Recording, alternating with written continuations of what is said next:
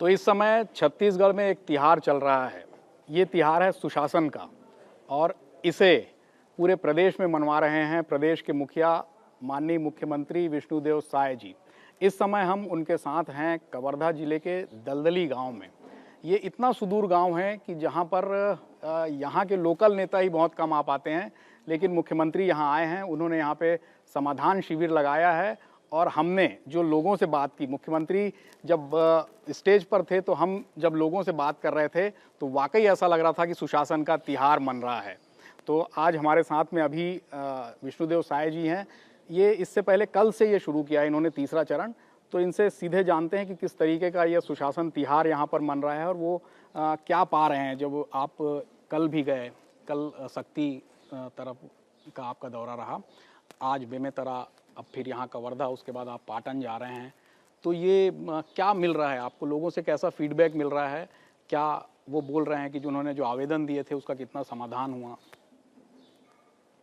देखिए, अभी हमारे प्रदेश में सुशासन तिहार चल रहा है और ये 8 अप्रैल से शुरू हुआ है और मई के अंत तक ये चलेगा। और ये कुल मिलाकर 3 चरणों में है। 8 से 11 मई तक हमारे अधिकारी लोगों के बीच में गए हैं और उनसे आवेदन लिए हैं उनकी समस्याओं को लेकर। और 12 अप्रैल से लेकर 4 मई तक ये दूसरा चरण, इसमें समस्याओं का समाधान किए हैं। और 5 मई से ये तीसरा चरण शुरू हुआ है और कल हम स्वयं निकले हैं तीसरे चरण में और ये मई के अंत तक चलेगा। इसमें जगह जगह समाधान शिविर लगा रहे हैं।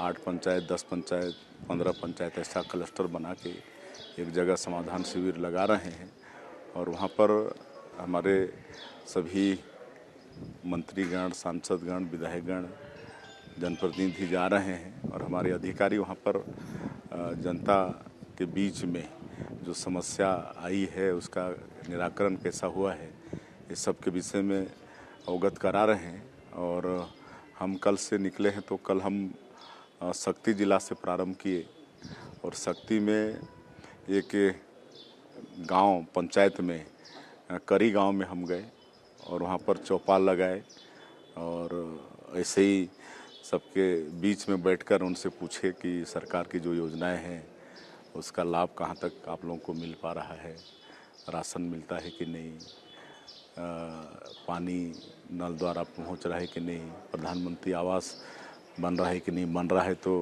उसकी क्वालिटी कैसी है, स्कूल में शिक्षक आते हैं कि नहीं, पढ़ाई ठीक हो रही है कि नहीं, ये सारा कुछ उनसे जानने का प्रयास किए। और एक अच्छा अनुभव हुआ कि सबने सरकार के प्रति संतोष जताया कि जब से आप लोग सरकार में आए हैं अच्छा काम हो रहा है। वहाँ पर एक प्रधानमंत्री आवास का भी निरीक्षण किए तो वो भी निर्माणाधीन है, अच्छा बन रहा है।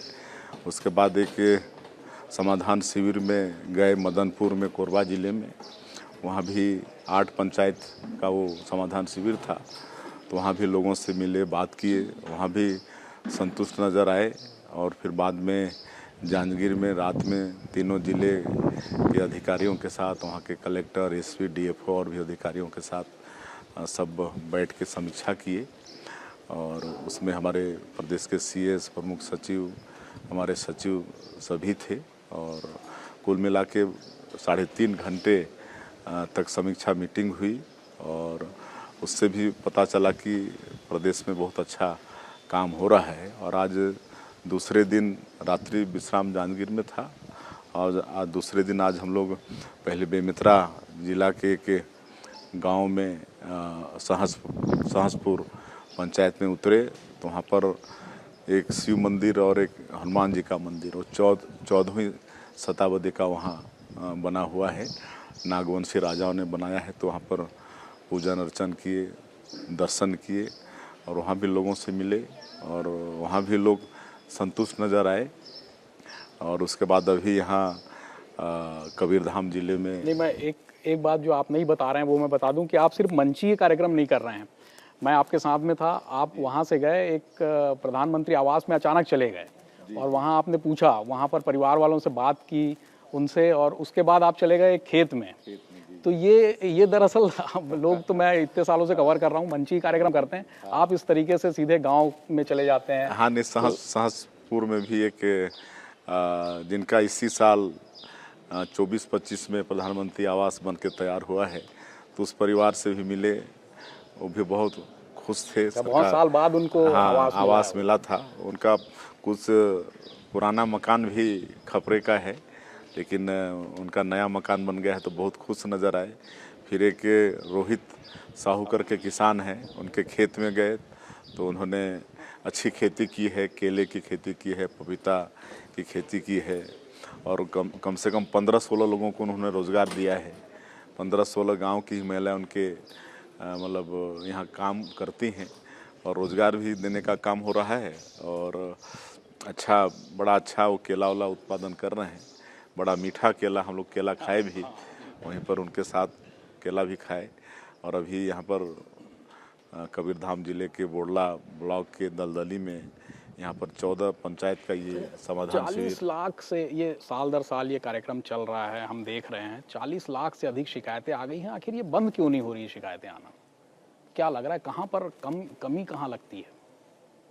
नहीं, देखिए, विकास तो खूब हुए हैं, मतलब हर तरफ विकास हुआ है, सड़क, बिजली, पानी सब कुछ हुआ है, लेकिन आवश्यकता और ये समस्या, इसका कोई अंत नहीं है, अनंत है। एक समस्या का समाधान होता है तो दूसरा खड़ा हो जाता है। लेकिन आज अधिकांश जो बुनियादी ज़रूरतें हैं लोगों की, वो पूरी हुई हैं। और आने वाले समय में जो अभी हम लोग को पूरे प्रदेश में 40 लाख से ज़्यादा आवेदन प्राप्त हुए हैं, तो ज़्यादातर वो प्रधानमंत्री आवास के हैं। क्योंकि परिवार बढ़ रहा है, नई नई शादियाँ हो रही हैं, तो मकान की आवश्यकता पड़ती है, तो प्रधानमंत्री आवास की ज़्यादा मांग है।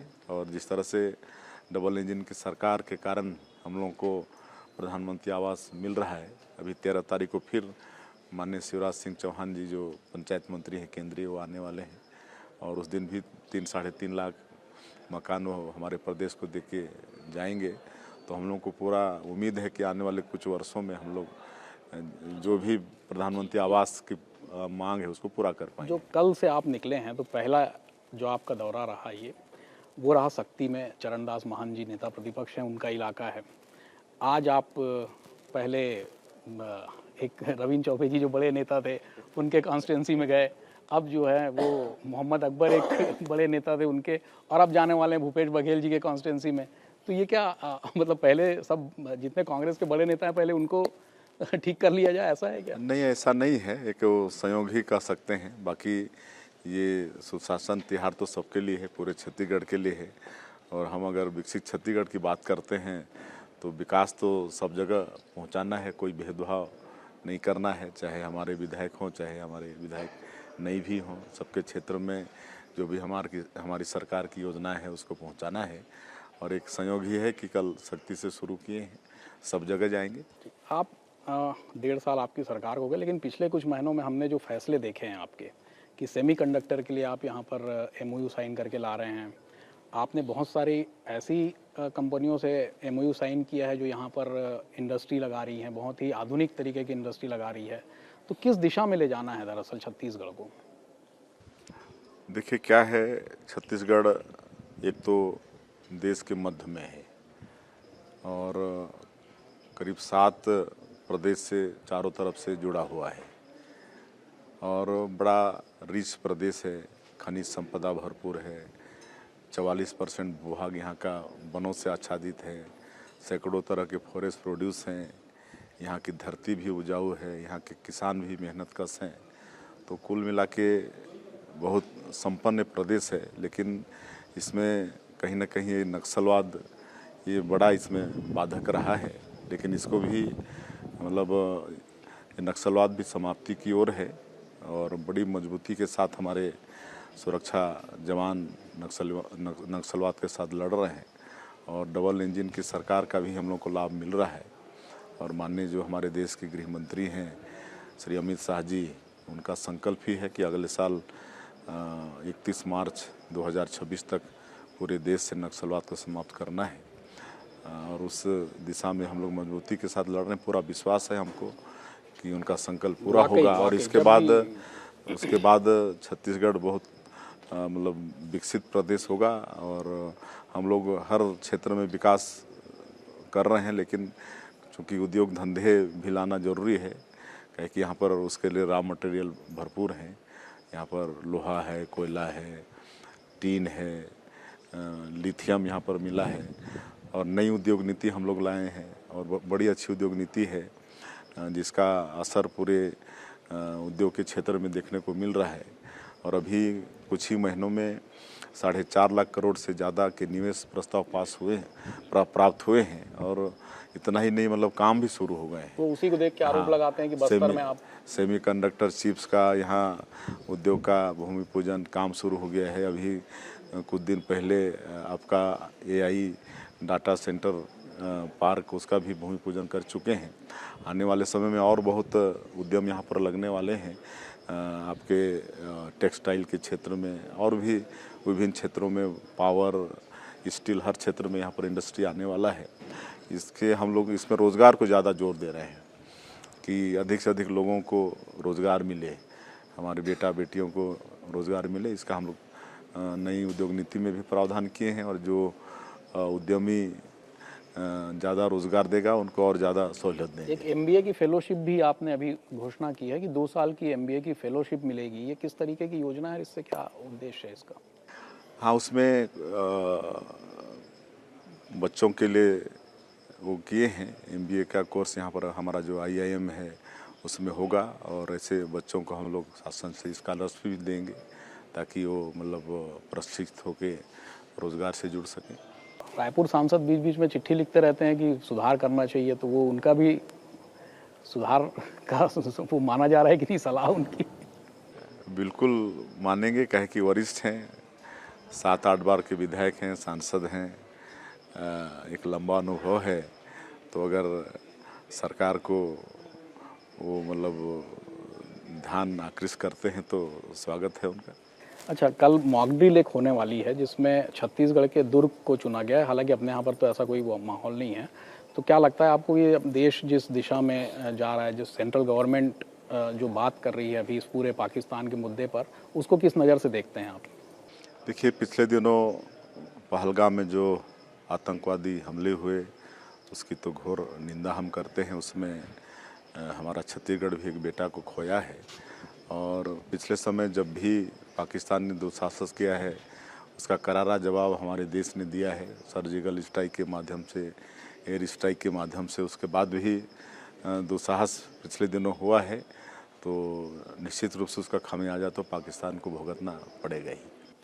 तो आपने देखा कि किस तरीके से मुख्यमंत्री विष्णुदेव साय पूरे प्रदेश में एक जैसी सुशासन की व्यवस्था लागू करने में विश्वास रखते हैं और वो ये कह रहे हैं कि जब बात विकास की आएगी, सुशासन की आएगी, तो किसी नेता को नहीं देखा जाएगा, किसी एरिया विशिष्ट को नहीं देखा जाएगा। पूरे प्रदेश में एक समान सुशासन होगा और विकास होगा, वो भी साए साए। तो बहुत बहुत धन्यवाद। आज हमारे साथ में आदरणीय मुख्यमंत्री जी मौजूद रहे, उन्होंने हमें समय दिया, इसका बहुत आभार आपका। जी, आपका भी बहुत बहुत धन्यवाद।